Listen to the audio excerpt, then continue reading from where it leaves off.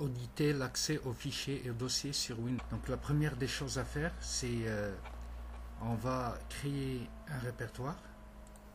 On va l'appeler dossier test. Et puis dans ce répertoire là, on va créer par la suite des fichiers et dossiers.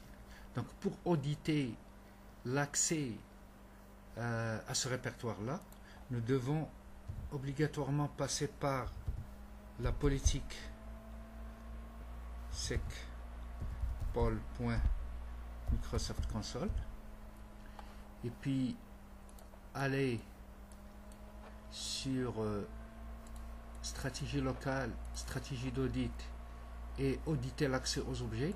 Si vous ne faites pas ça, ça va pas marcher. Donc c'est une condition nécessaire. Donc on va auditer les accès réussis et les accès en échec. Appliquer. Ok, il faut vraiment avoir ici réussi et échec, ou bien réussi ou bien échec. Ça d'une part.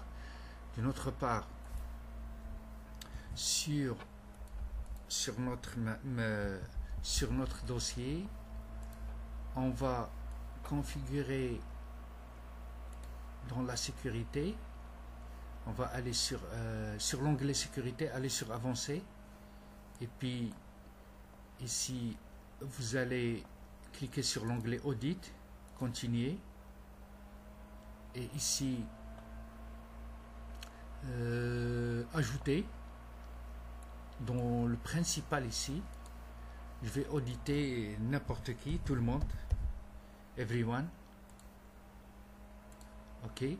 On peut, par exemple, les autorisations, on peut changer ici les autorisations. Donc je vais laisser moi ces autorisations telles qu'elles sont, et je vais auditer tout. Je peux auditer seulement les échecs, mais de toute façon ce que j'ai mis sur SecPol, ça c'est pour tous les objets. Donc ici dans un répertoire, je peux être très pointu et mettre ici par exemple d'accès non réussi en échec. Et puis ici je peux choisir ou bien ce dossier seulement, ou bien même les sous-dossiers de ce dossier. Donc moi je vais choisir ce dossier, les sous-dossiers et les fichiers. Ok, il faut appliquer. Ok, et puis ok. Maintenant, l'observateur d'événements. On peut, pour voir les événements,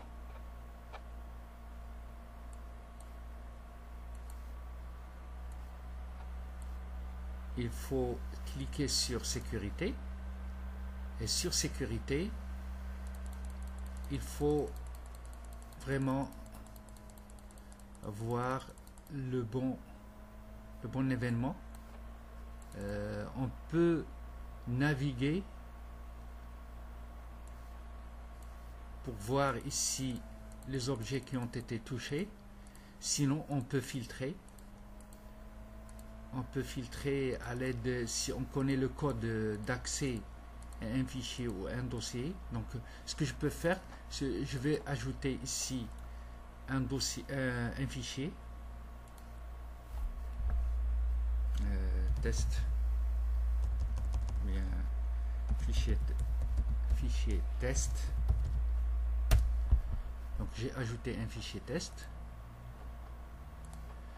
dans le dossier. Donc vous voyez ici le point d'exclamation, ça veut dire que il y a un nouveau événement. Donc je peux voir le contenu.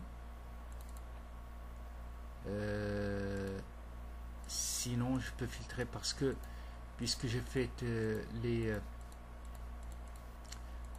l'activation sur chaque objet, donc on a beaucoup de journaux d'événements. Sinon je vais filtrer à l'aide du code. Voilà, ça c'est nom de l'objet, c2. user desktop test, et voilà, il a été fait le 17/7 à 12h48 53 minutes. Donc je peux voir même d'autres choses. Bref, voilà, ici j'ai créé le fichier texte. Donc on voit aussi que n'importe quoi que j'ai fait, donc il doit la journaliser. Une dernière chose à faire, c'est que je peux filtrer. Comme vous voyez ici, les codes 4663 sont des codes qui sont liés à l'accès. Je peux filtrer à l'aide de code 4663 et faire un OK. Et puis ici, je vais voir seulement les accès. Voilà, les fichiers dossier, fichier texte, test.txt, etc. Donc c'est tout ce qu'il y a pour cette vidéo. Et n'oubliez pas de voir, il y a une autre façon de faire, de gérer les journaux des événements. C'est en centralisant le journal vers un serveur collecteur. Il y a déjà une vidéo à ça. Je vais le mettre à la fin de cette vidéo pour que vous puissiez y accéder facilement. À la prochaine.